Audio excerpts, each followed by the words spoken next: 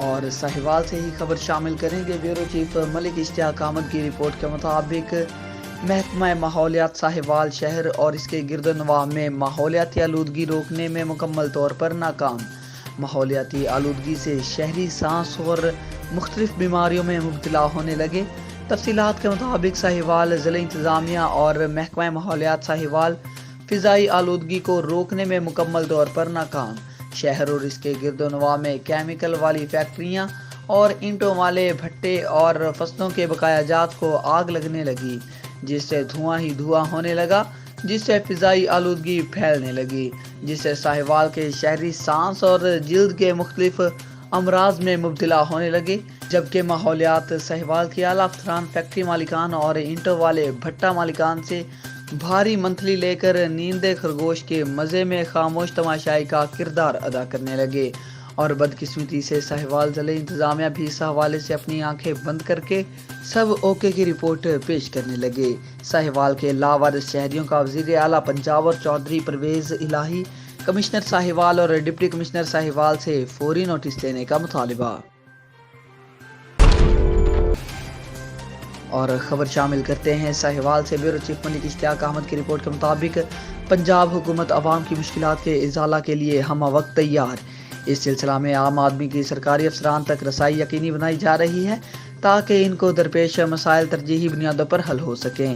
پاکستان مسلم league نے ہمیشہ عام آدمی کو فوری اور سستے انصاف کی فراہمی کے لیے جدوجہد اور وزیر اعلیٰ پنجاب چودھری پرویز الہی نے پنجاب کی عوام کی ترقی کے لیے اپنا اہم کردار ادا کیا ہے تاکہ عام آدمی کو ترقی کے دھارے میں لایا جا سکے۔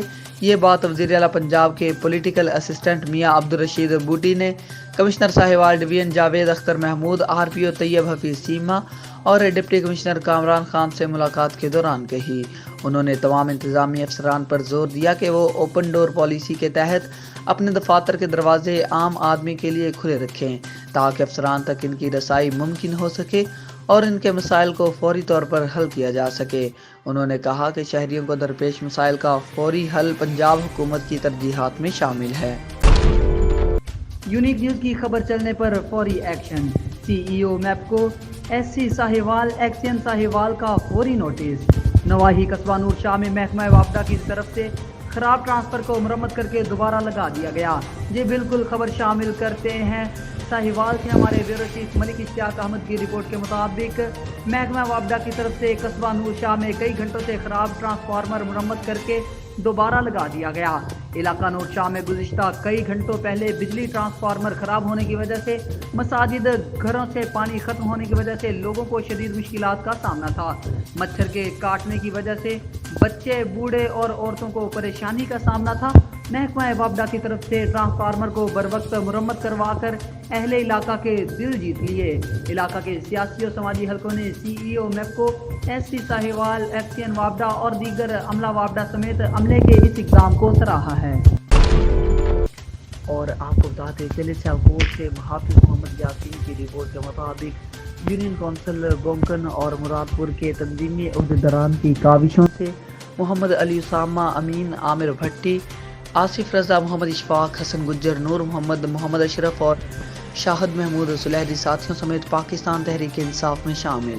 رہنما پاکستان تحریک انصاف عثمان ڈار، صدر میٹروپولیٹن سیالکوٹ بیرسٹر جمشید گیاس اور صدر صوبائی اسمبلی حلقہ PP 38 مہر کاشف سے جناح ہاؤس میں ملاقات۔ اس دوران چیئرمین عمران خان پر بھرپور اعتماد کا اظہار، باقاعدہ طور پر پاکستان تحریک انصاف میں شمولیت اختیار کر لی۔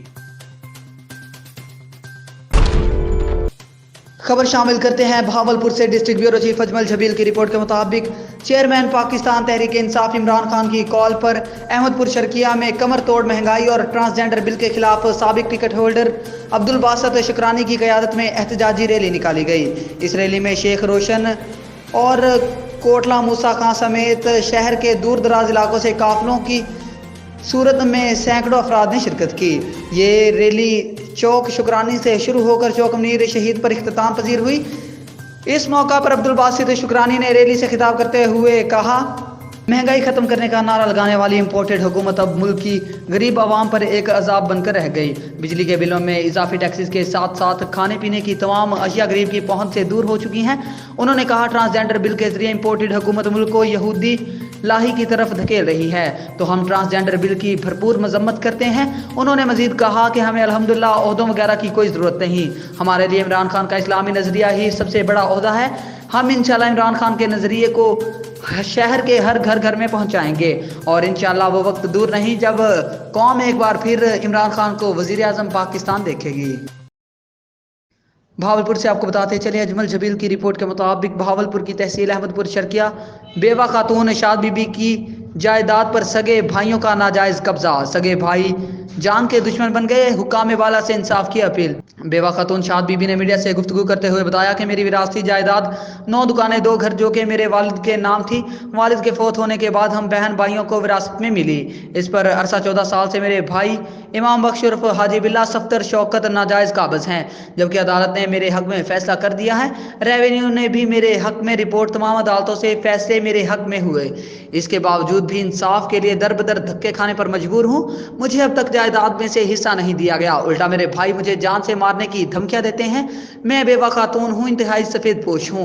हमारी आबाई जायदाद जो करोड़ों की है, जिस पर मेरे भाई इमाम बख्श उर्फ हाजी बिल्ला सफ्तर और शौकत की नीयत खराब हो चुकी है, मुझे जान से मारना चाहते हैं। रोज मुझे कातलाना नताइज की धमकियां देते हैं, मेरा हिस्सा खाना चाहते हैं। मेरी वजीर आजम पाकिस्तान, वजीर आला पंजाब, IG पंजाब और कमिश्नर भावलपुर से अपील है कि मुझे इंसाफ दिया जाए। मैं हाजी मोहम्मद मूसे दी धी हाँ। मेरे अब्बे का नाम हाजी मूसा है। मेरा वालिद से फौत थी गए, मेरे अब्बे दी जायदाद है। मैं वो जायदाद चो हिस्सा मंगे, मेरे को हिस्सा नहीं मिला। मैं अदालत गई हाँ, मेरे केस डिग्री होने के बावजूद मेरे को इस टाइम तक हक क्या नहीं मिला। अद्धी जायदाद देते हाजी बल्ला इमाम बख्श भी सडेनन, अफजल भी सडेनन, हाजी बल्ला भी सडेनन। अद्धी जायदाद ते ओ काबिज है, अद्धी जायदाद देते सफदर ते शौकत काबिज है। असा भेणी को कोई शय नहीं देंदे। मेरे केस हल थीवन के बावजूद ही मेरे को मेरा हक नहीं मिलिया, डिग्रियां होने के बावजूद ही मेरे को मेरा हक नहीं मिलिया। मैं अपील करें अला मैं को मैं अपील करें मेरे नाल कोई तावन कीता वने, मेहरबानी कीती वने, मेरे को मेरा हक दिवाया। साहिवाल से आपको बताते चले, ब्यूरो चीफ मलिक इश्तियाक अहमद की रिपोर्ट के मुताबिक administrator municipal corporation Javed Akhtar Mahmood ने कहा है कि साहिवाल शहर की खूबसूरती में इजाफा और शहरियों की बुनियादी सहूलियात की दस्तयाबी यकीनी बनाना उनकी जिम्मेदारी है, जिसमें कोई कोताही बर्दाश्त नहीं की जाएगी। कॉरपोरेशन शहर की सड़कों की मरम्मत और सीवरेज लाइन की सफाई फिलफोर शुरू करे और PHA तमाम बड़ी शाहराहों और चौराहों में मजीद पौधे लगाए और उनकी देखभाल और आबियारी का भी मुकम्मल इंतजाम करे।